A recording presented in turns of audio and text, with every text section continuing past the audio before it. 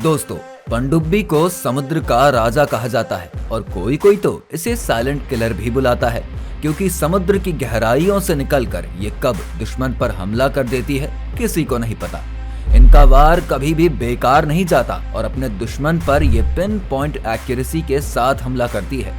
बात करें मौजूदा समय की तो हर एक देश के पास अपनी पनडुब्बियां मौजूद हैं जो कि काफी एडवांस्ड हैं और कुछ पनडुब्बियां ऐसी हैं जो कि न्यूक्लियर ताकतों से भी लैस हैं, यानी कि इन्हें मात दे पाना नेक्स्ट टू इम्पॉसिबल है। हमारी आज की इस वीडियो में आप ये जानने वाले हैं कि आधुनिक तकनीक और एडवांस्ड मिसाइलों से लैस ये न्यूक्लियर पनडुब्बियां काम कैसे करती हैं। आखिर कैसे पानी के अंदर रहकर ये पनडुब्बियां अपने खौफ को बरकरार रख पाती हैं। आज की इस वीडियो में आपको बहुत कुछ जानने को मिलने वाला है। बस आपको हमारे साथ वीडियो के अंत तक बने रहना है और अगर आप चैनल पर पहली बार दस्तक दे रहे हैं तो बगल में मौजूद सब्सक्राइब वाले बटन को भी दबा दें ताकि फ्यूचर में अपलोड होने वाली वीडियोस आप तक साइलेंट किलर पनडुब्बियों की तरह ही साइलेंटली पहुंच सके।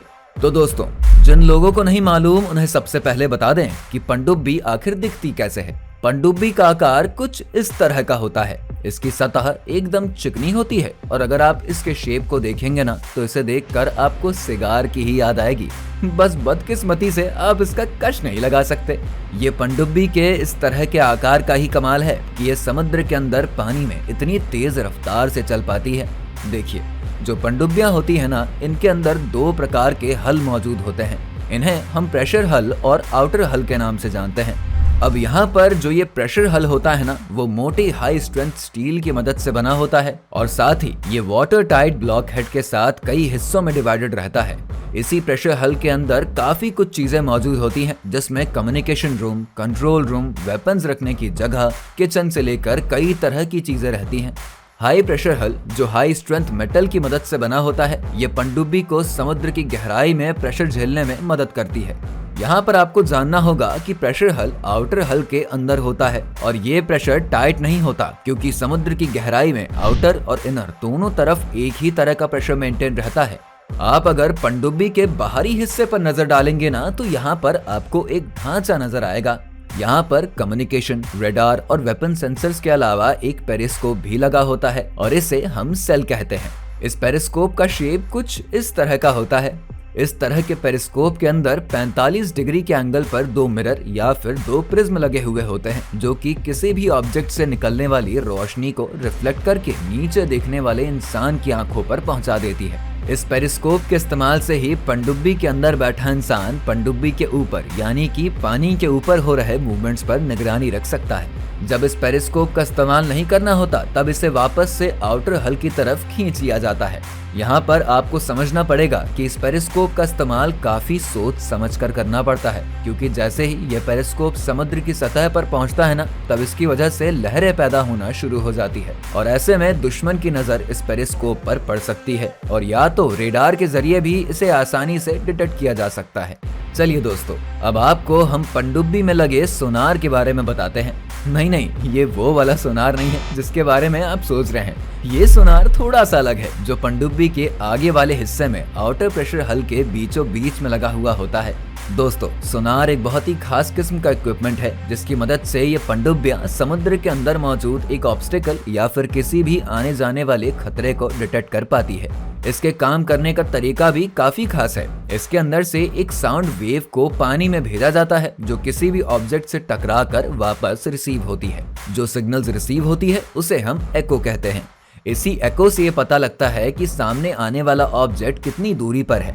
अब यहाँ पर इस सोनार के नीचे आपको ये टॉर्पीडो ट्यूब लगा हुआ मिलेगा, जिसका एक शोर पनडुब्बी के बाहरी हिस्से को जाता है तो वहीं इसका दूसरा शोर प्रेशर हल के अंदर होता है। दोस्तों, ये जो टॉर्पीडो ट्यूब है, इसकी मदद से टॉर्पीडो को पानी में छोड़ा जाता है। इन टॉर्पीडोज को प्रेशर हल के अगले हिस्से में रखा जाता है। अगर आप इस प्रेशर हल के बीचों बीच वाले हिस्से पर नजर डालेंगे ना तो यहाँ पर पनडुब्बी और हथियारों को कंट्रोल करने के लिए कंट्रोल सिस्टम मौजूद होता है। ये पूरा कंट्रोल सिस्टम का कंपार्टमेंट काफी बड़ा होता है और पनडुब्बी के हर एक फंक्शन को यहीं से कंट्रोल किया जाता है।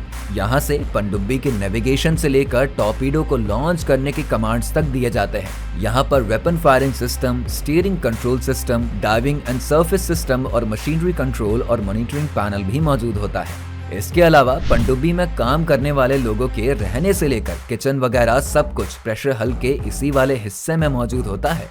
दोस्तों, यहाँ पर आपको मिसाइल ट्यूब भी मौजूद मिलेगी, जहाँ से पनडुब्बी के अंदर से मिसाइलों को लॉन्च किया जाता है। और इसी के पीछे सहायक उपकरण कंपार्टमेंट भी मौजूद होता है, जहाँ से फ्रेश वाटर और हवा बनाने का काम किया जाता है। अब जैसा कि हमने आपको वीडियो की शुरुआत में ही बताया था ना कि आज के जमाने में न्यूक्लियर सबमरीन्स भी बन चुकी हैं, और जो न्यूक्लियर सबमरीन्स होती हैं उनमें न्यूक्लियर रिएक्टर आपको इसी कंपार्टमेंट के पीछे ही मौजूद मिलेगा। आपको हम बता दें कि इसी रिएक्टर की मदद से पनडुब्बी के लिए ऊर्जा तैयार करी जाती है और यहाँ पर न्यूक्लियर फिशन तकनीक का इस्तेमाल किया जाता है। इसके पीछे आपको इंजन कंपार्टमेंट भी मिलेगा, जहाँ पर टर्बाइन वगैरह मौजूद होता है।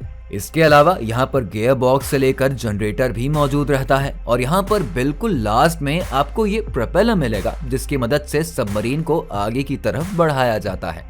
दोस्तों, जो न्यूक्लियर पावर सबमरीन्स होती है ना, उसके अंदर न्यूक्लियर टेक्नोलॉजी की मदद से बनने वाले न्यूक्लियर प्रोपल्शन का इस्तेमाल किया जाता है। अगर हम बात करें उन पनडुब्बियों की जिन्हें डीजल की मदद से चलाया जाता है, तो उसके अंदर अगर हम एक बार उसके पूरे टैंक को भर देंगे तो ये सिर्फ 14,000 नॉटिकल माइल्स तक ही चल पाएगी। यानी कि कुल मिलाकर 26,000 किलोमीटर की ही यात्रा डीजल से चलने वाली ये पनडुब्बियां कर सकती हैं। और जब फ्यूल खत्म हो जाता है तब इन्हें वापस से रिफ्यूल करने की जरूरत पड़ती है, और इस केस में इन पनडुब्बियों को वापस से समुद्र के सतह पर आना पड़ता है फ्यूल भरवाने के लिए।